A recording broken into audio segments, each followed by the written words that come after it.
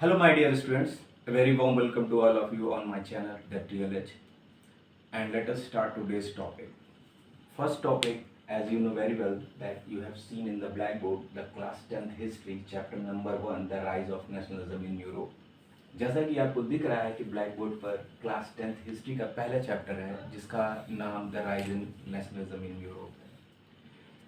Class 9th, many of you have taught that class 9th history is basically belong to the world history.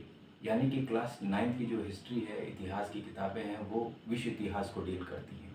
इसमें पहला lesson आपका French revolution है, फिर socialism in Europe है, again the Russian revolution and then after the rise of Hitler है.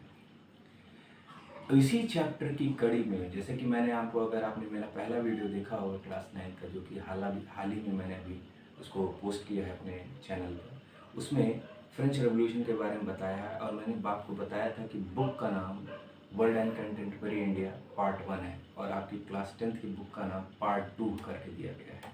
यानी कि आपको इस बात के लिए थोड़ा समझना होगा कि पार्ट 1 एंड पार्ट 2 एक प्रकार से दोनों एक दूसरे से इंटरलिंक है, यानी कि दोनों एक दूसरे से कनेक्ट है.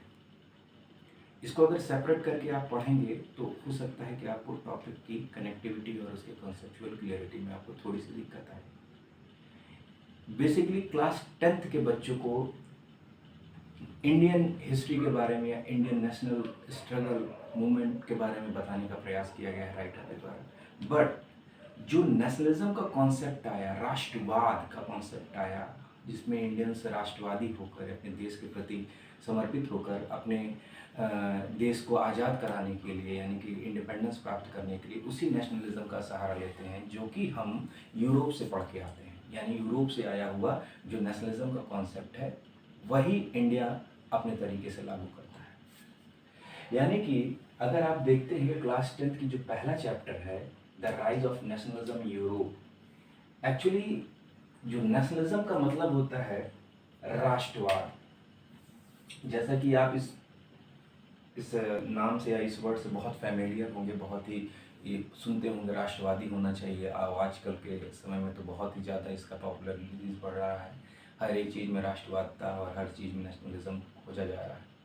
बट अगर आप इसकी हिस्ट्री यानी इसके ओरिजिन को बिलोंग करते हैं, यानी ये कहाँ से आया, इस वर्ड का उद्गम कहाँ से हुआ, इसकी ओरिजिनैलिटी कहाँ हुई, तो आप देखेंगे कि ये एक मॉडर्न कॉन्सेप्ट है और इस कॉन्सेप्ट को हमारे इंडिया में ओरिजिनेट नहीं हुआ. ये कॉन्सेप्ट ट्रैवल करके थ्रू द यूरोपियंस जो हमारे देश में आए व्यापार के माध्यम से, फिर उन्होंने हम पर रूल किया और वहाँ से ये कॉन्सेप्ट हमारे पास आया है. अगर आप इस नेशनलिज्म को अच्छे से डिराइव करते हैं, इस नेशनलिज्म की ओरिजिनलिटीज़ को आप देखते हैं, इसकी हिस्ट्री को अगर आप पढ़ते हैं, तो आपको पता चलता है कि जो नेशनलिज्म है, ये पहला उद्गम जो है इसका यूरोपियन कॉन्टिनेंट से स्टार्ट होता है. फिर ये उनके माध्यम से हमारे पास आता है, उनके रेवोल्यूशनों से, उनके हर एक लिटरेचर और बहुत से माध्यम से हमारे पास आता है और वही कॉन्सेप्ट हम अडॉप्ट करते हैं और अपनी इंडिपेंडेंस की लड़ाई लड़ते हैं इसी नेशनलिज्म से. तो पहले चैप्टर में डील किया गया है कि कैसे यूरोप कॉन्टिनेंट है, पूरे यूरोप में किस प्रकार का नेशनलिज्म कैसे ओरिजिनेट हुआ, कैसे नेशनलिज्म आया, कैसे राष्ट्रवाद की भावना जगी लोगों के मन में और राष्ट्रवाद होता क्या है, पहले इस बात को समझने का हम लोग प्रयास करते हैं. जैसा कि आपको पता है, अगर आपने क्लास 9 की हिस्ट्री की बुक को अच्छे से पढ़ा होगा या उसको देखा होगा, समझा होगा, तो आपने देखा होगा कि फ्रेंच रेवोल्यूशन से हमारा पहला चैप्टर स्टार्ट होता है. अच्छा, फ्रेंच रेवोल्यूशन से क्यों ये चैप्टर स्टार्ट हुआ, कभी आपने इस बात को गौर किया? क्योंकि फ्रेंच रेवोल्यूशन, अगर बहुत से रेवोल्यूशन हुए, रशियन रेवोल्यूशन हुआ, उसके पहले 1773 के आसपास अमेरिकन रेवोल्यूशन हुआ, देन 1789 में फ्रेंच रेवोल्यूशन हुआ, मगर अमेरिकन रेवोल्यूशन की इतनी बात नहीं होती जितनी कि फ्रेंच रेवोल्यूशन की. यानी कि एनसीईआरटी ने कुछ सोच के आपके चैप्टर में पहले फ्रेंच रेवोल्यूशन को डाला होगा, ऐसे तो डाला नहीं होगा. एक्चुअली ये जो फ्रेंच रेवोल्यूशन है, अगर आपने क्लास 9 में पढ़ा होगा, तो इसमें जो हम लोग अभी तक बात करते हैं इस मॉडर्न सोसाइटीज़ में कि लिबर्टीज़ होनी चाहिए, फ्रीडम होनी चाहिए, इक्वालिटी होनी चाहिए, फ्रेटर्निटी होनी चाहिए, ये सारे जो कॉन्सेप्ट हैं जिनको आज हम लोग बहुत ही वाइडली यूज़ करते हैं अपने लैंग्वेजेस में, अपने डेली यूजेस में और कॉन्स्टिट्यूशनल चीज़ों में इसको देखते रहते हैं, ये वहाँ से पहली बार ये राइज होना स्टार्ट किया. कहाँ से? फ्रेंच रेवोल्यूशन से.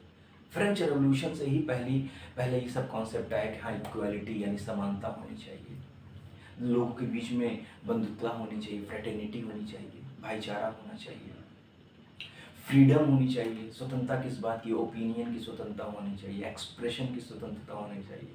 जैसे आप freedom of expression, right to freedom of expression आप आर्टिकल 19(1) में पढ़ते हैं। उसी प्रकार से ये जो नेशनलिज्म का कॉन्सेप्ट है ये वहीं से आया गया, यानी कि यूरोप में ही सबसे पहले इस प्रकार की बातें होने लगी कि व्यक्ति की स्वतंत्रता की बात होने लगी, इंडिविजुअलिज्म यानी व्यक्तिवाद की बात होने लगी कि एक व्यक्ति की स्वतंत्रता क्या है नेचर से। ठीक है, इस बात को ही इस पहले चैप्टर में आपको समझाकर फिर आपको वो राइटर ले जाएगा आपको इंडियन नेशनलिज्म स्ट्रगल्स पे। क्यों? क्योंकि अगर आप जब राष्ट्रवाद ही नहीं समझेंगे तो भारतीय राष्ट्रवाद को कैसे आप समझ पाएंगे।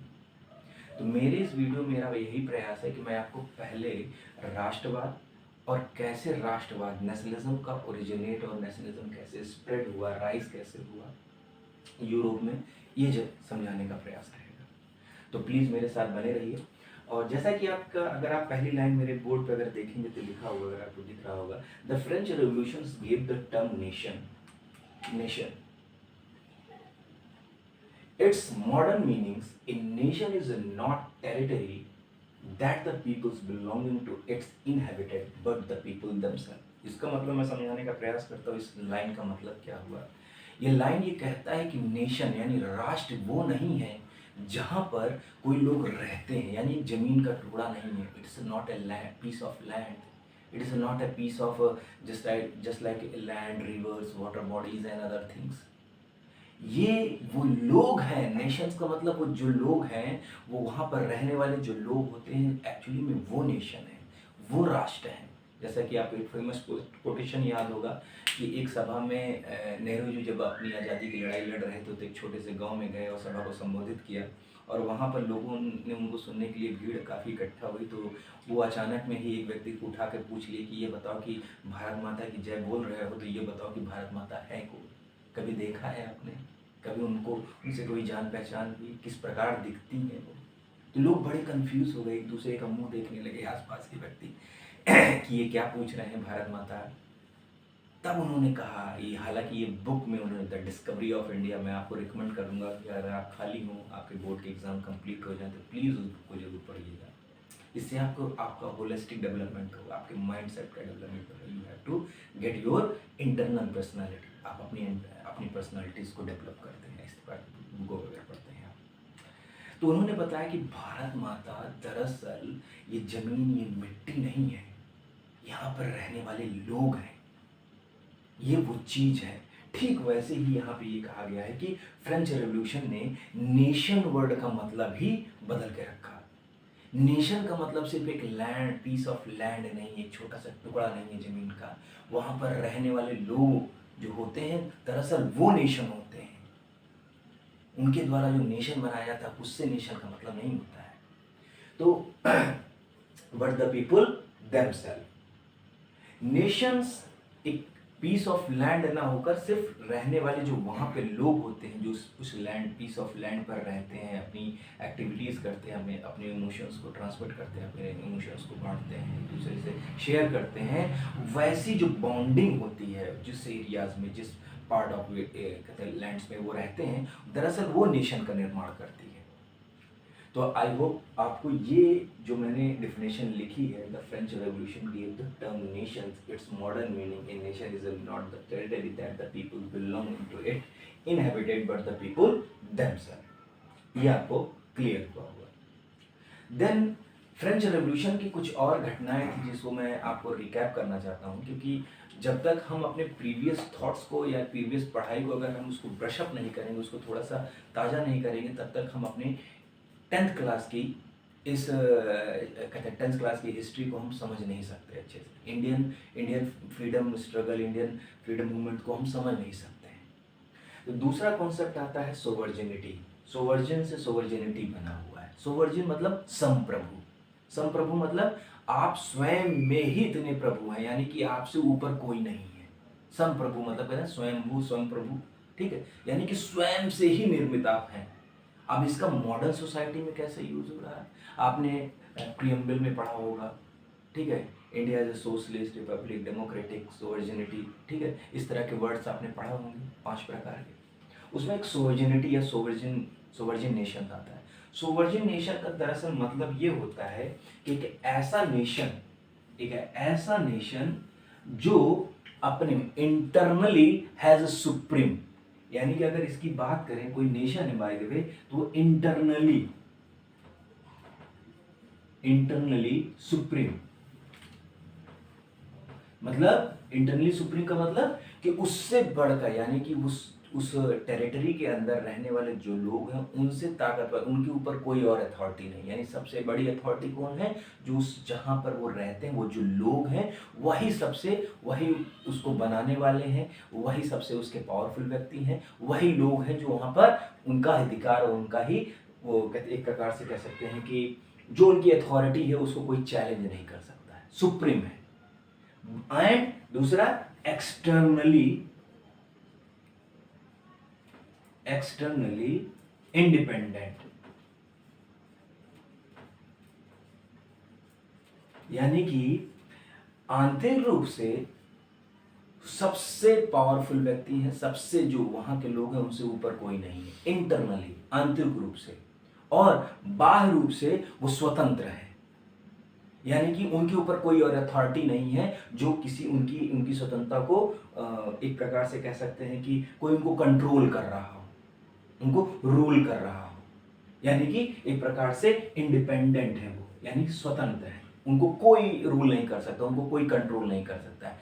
ऐसे लैंड ऑफ या ऐसे नेशंस को सोवर्जिन नेशन कहा जाता है, जो इंटरनली सुप्रीम होते हैं, जहाँ के लोग जिस उस लैंड ऑफ पीस पर रहने वाले जो लोग होते हैं वो अपने में ही सुप्रीम होते हैं, और एक्सटर्नली वो इंडिपेंडेंट होते हैं, वो किसी अपनी पॉलिसीज, अपने डिसीजंस किसी के दबाव में नहीं ले सकते हैं, किसी के कहने पर नहीं ले सकते हैं, ठीक है। तो इस प्रकार की सोवर्जिनिटी की बात की जाए तो सोवर्जिनिटी का मतलब वो होता है कि जो the idea of sovereignty that a nation recognises no law और अथॉरिटी अबव इट्स ओन, जैसा कि यहाँ पे लिखा हुआ है, आप लोगों ने इसको गौर से देखा होगा। यानी कि सोवर्जिनिटी आइडिया मतलब विचार, सोवर्जिनिटी का विचार, संप्रभुता का एक जो विचार है, उसकी एक प्रकार से जो आइडियाज है वो ये कहता है कि कोई ऐसा नेशन रिकॉग्नाइज किया जाए जो नो लॉ और अथॉरिटी अबव इट्स ओन, जो कि उस वहाँ पर रहने वाले लोग और वहाँ की जो अथॉरिटी कोई भी उसको चैलेंज ना कर रहा हो, किसी को कंट्रोल ना कर रहा हो, यानी कि वो खुद इंडिपेंडेंट है और इंटरनली वो सुप्रीम है, सारे निर्णय वो अपने सोच समझ के लेंगे, उनके ऊपर कोई अथॉरिटी नहीं है जो उनको कंट्रोल करे, उनको डिक्टेट करे, उनको बताए कि आपको ये करना है वो करना है। नो, सोवर्जिन नेशन वो नहीं हो सकता है। जैसे फॉर एग्जांपल, अगर मैं इस चैनल के माध्यम से तो किसी के देश का नाम लेना उससे उचित नहीं है, जैसे कि फॉर एग्जांपल रिसेंटली में पाकिस्तान, अगर आपको पता है कि पाकिस्तान बेसिकली बहुत डेप्थ नेशन है, बहुत ही रोग नेशन है, और उसको देखिए अमेरिका कभी समझाता है, कभी कहता है कि ये करो वो करो, तो वो करता है। तो Pakistan is not a sovereign nation, Pakistan एक सोवर्जिन नेशन नहीं हो सकता अगर इस डेफिनेशन से चलते हैं, और ये डेफिनेशन सही भी है। क्यों? क्योंकि अगर आप जानते हैं कि मॉडर्न सोसाइटी है, मॉडर्न हिस्ट्रीज में अगर सोवर्जिनिटी आपके अंदर नहीं तो आपके सारे डिसीजन किसी और व्यक्ति के हिसाब से होंगे, आप किसी के दबाव में डिसीजन लेंगे, ठीक है। तो इसका मतलब इस लाइन में सेकंड वाली जो सोवर्जिनिटी वाली बात है, the idea of sovereignty that a nation recognise no law और above the authority its own, इसका मतलब कि कोई भी व्यक्ति आपसे ऊपर नहीं, यानी कि you are internally supreme and externally independent. I hope आपको ये चीज क्लियर हुई होगी। Then when you have read the French Revolution, after that there are so many words has been come from the French Revolution, जैसे कि सोवर्जिन का मतलब अभी मैंने आपको बता दिया।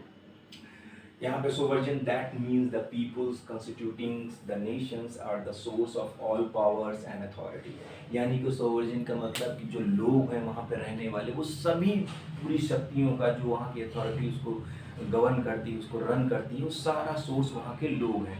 इसीलिए तो कहा जाता है कि parliament is one of the most powerful of the authority, या एक प्रकार से ऑर्गन ऑफ द गवर्नमेंट या ऑर्गन ऑफ द नेशन। क्यों? क्योंकि वहाँ पे जो लोग हैं उनके द्वारा जो चुने हुए प्रतिनिधि होते हैं वो वहाँ पे बैठते हैं, तो लोगों का प्रतिनिधित्व यानी कि लोगों की सत्ता और सबसे ऊपर कौन है, वहाँ के लोग हैं। क्यों? क्योंकि सोवरेन नेशन में एक बहुत बड़ी डिफिनेशन होती है कि इंटरनली वो सुप्रीम होते हैं और एक्सटर्नली वो इंडिपेंडेंट होते हैं।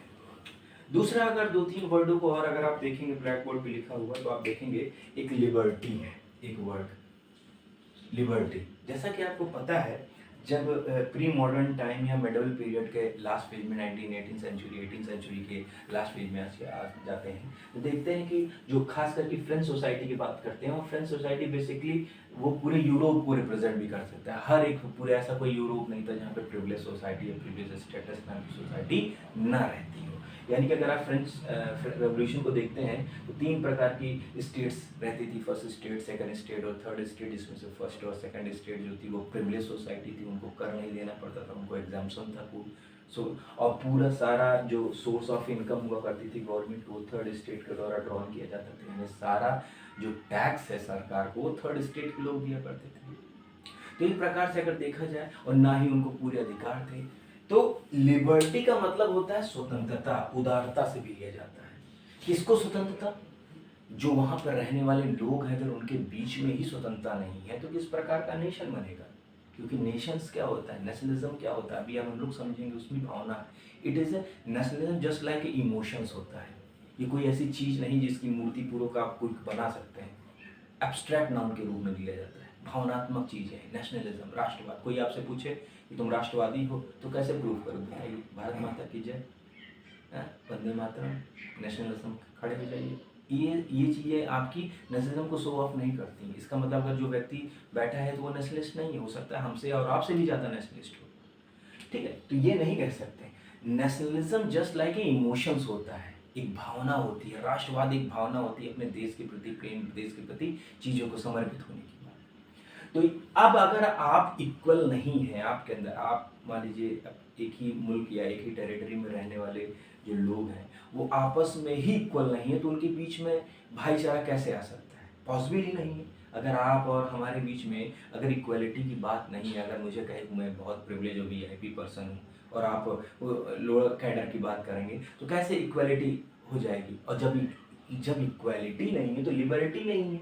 और फ्रेटर्निटी, एक प्रकार से कह सकते हैं कि इन सब वर्डों से ही एक नेशन का निर्माण होता है, एक नेशन का जो निर्माण होता है। इसीलिए आप आगे देखेंगे कि फ्रेंच रेवोल्यूशन से यूरोप में एक वर्ड आता है, नेशन स्टेट का कॉन्सेप्ट आता है। क्योंकि पहले नेशनलिज्म को समझने के लिए पहले नेशन तो होना जरूरी है। किसके लिए आप नेशनलिज्म करेंगे? नेशंस के लिए। राष्ट्रवादिता राष्ट्र के लिए होगा, तो पहले राष्ट्र बने। कोई राष्ट्र कब राष्ट्र बनता है? क्या भारत बहुत पहले राष्ट्र था? नहीं था। शायद नेशनलिज्म जब हमारे यहाँ स्टार्ट हुआ तब हम एक राष्ट्र के रूप में उभरना स्टार्ट किए। हालांकि उस पर बहुत कॉन्ट्रडिक्शन हो सकती है, मैं उस पर बात नहीं करूंगा। मगर नेशन स्टेट का कॉन्सेप्ट भी अगर आप देखा जाए तो फ्रेंच रेवोल्यूशन के बाद आता है। ये भी यूरोप का ही एक दिया गया, पूरे देश को, पूरे वर्ल्ड को दिया गया एक तोहफा है, नेशन स्टेट। क्योंकि पहले लोग इस तरह की टेरिटरीज की बात नहीं करते थे कि हाँ चलिए ठीक है, इतने स्क्वायर किलोमीटर में आपका एरिया, इतने स्क्वायर किलोमीटर में हमारा एरिया है। इस तरह का कोई कॉन्सेप्ट नहीं हुआ, टेरिटरी का कॉन्सेप्ट नहीं हुआ करता था। नेशन स्टेट्स में जब फ्रेंच रेवोल्यूशन हुआ तो लोगों ने धीरे धीरे नेशन स्टेट्स की बात करना स्टार्ट किया। नेशन स्टेट्स मतलब एक आइडेंटिटी क्रिएट करने की बात की गई। जैसे कि आपने देखा होगा कि जब यूरोप में बहुत सी चीज़ें घट रही थी 1848, 1870 से, यानी कि 19th सेंचुरी के बीच की बात है ये। तो आपने देखा होगा कि कैसे फ्रांस में ये चीज़ें घटित हुई, फिर धीरे धीरे पूरे यूरोप में फैलता हुआ चला गया। फिर आपने यूनिफिकेशन ऑफ जर्मनी देखा होगा, जो कि 1848 के स्टार्ट हुआ रेवोल्यूशन से, जो कि विफल रहा, फेल रहा। फिर जाके वो 1870s में जाके जर्मनी के राष्ट्र के रूप में निर्माण हुआ। तो वहां पर जो बेस बना, नेशन बना, जर्मनी एज ए नेशन बना, उसके लिए लोगों ने बिलोंगिंगनेस अपनापन। किस चीज के लिए? जैसे same culture, same language, same प्रकार की डायनेस्टीज को अगर वो अपने आप को रिप्रेजेंट कर रहे थे। जब तक आपके बीच में किसी दूसरे के प्रति अपनापन नहीं होगा, तब तक आपके बीच में कोई बंधुता, कोई प्रेम भाव नहीं होगा, तब तक आप यूनाइट नहीं हो सकते। और इस यूनिटी को क्रिएट करने के लिए इन तीन बेसिक चीज़ों की जरूरत होती है। लिबर्टी मतलब स्वतंत्रता, इक्वालिटी मतलब समानता, और फ्रेटर्निटी मतलब बंधुता। यानी कि अगर कहा जाए कि तीन ऐसे पिलर हैं, अगर मैं इस तरह फिगर बनाऊं, ठीक है, तो एक एक साइड को कहता है लिबर्टी, दूसरे साइड को कह दे सकते हैं इक्वालिटी,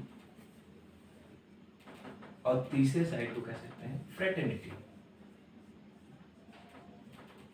अगर देखा जाए ये तीन साइड जब आपस में मिलती है तब जाकर एक नेशन का निर्माण होता है, और बीच में ये नेशन है, ठीक। यानी कि नेशन के लिए बिलोंगिंगनेस होना बहुत जरूरी है, चाहे वो कल्चर के आधार पर, रिलीजन के आधार पर, लैंग्वेज पे। इसलिए आप देखेंगे ज़्यादातर यूरोप के देशों का निर्माण जो है वो लैंग्वेज के बेसिस हुआ। जर्मन बोलने वाले लोगों से जर्मनी देश बना, फ्रेंच बोलने वाले लोगों से फ्रांस बना, स्पेनिश बोलने वाले से स्पेन बना, ठीक है। इस प्रकार से पुर्तगीज बोलने वाले से पुर्तगाल बना, इटालियन बोलने वाले से इटली बना।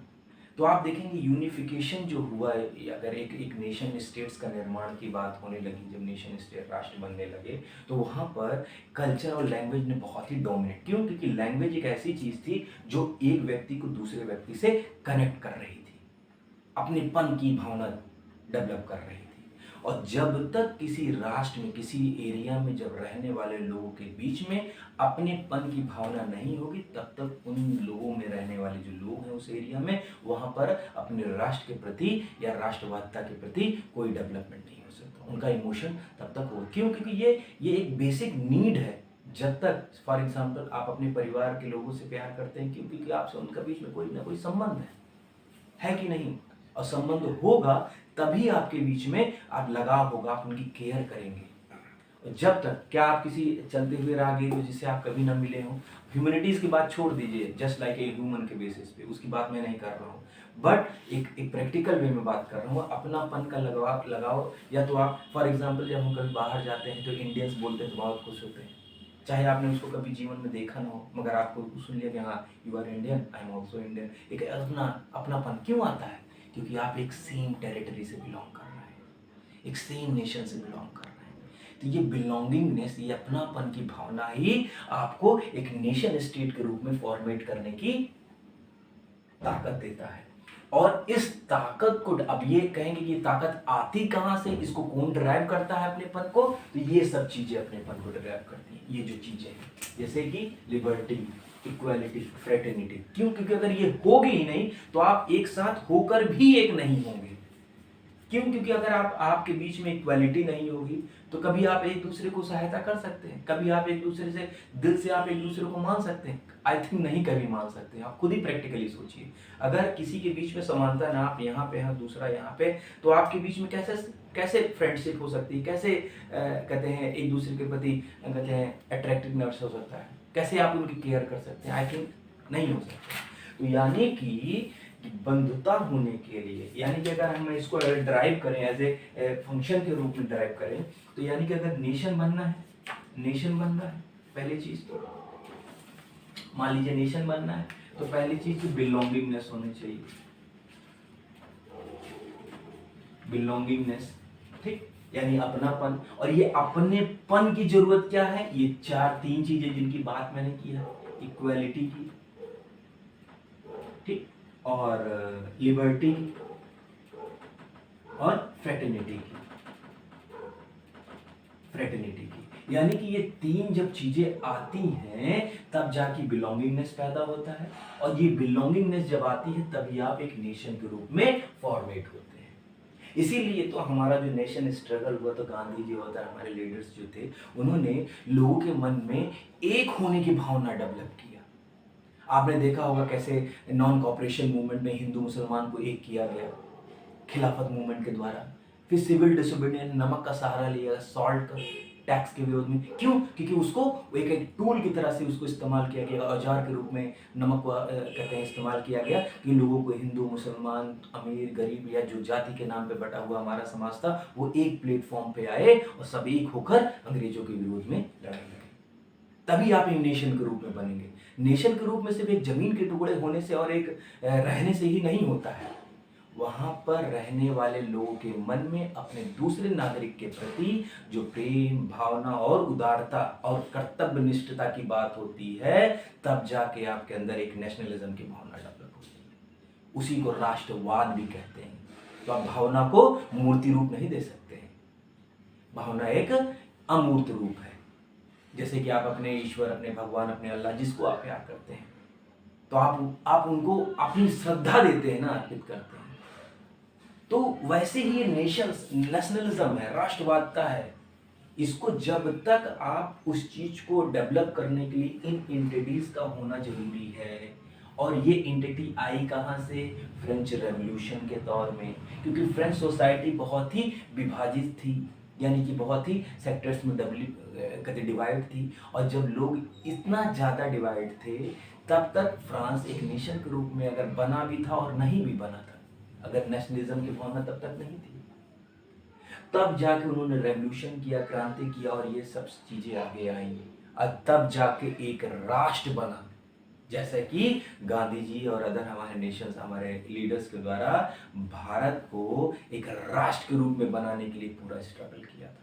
और आप आगे के चैप्टर्स में यही देखेंगे कि कैसे यूरोप का नेशनलिज्म भारत के नेशनलिज्म से डिफरेंट हुआ और कैसे भारत के नेशनलिज्म ने अंग्रेजों को यहाँ से हटाया और आज़ादी प्राप्त की।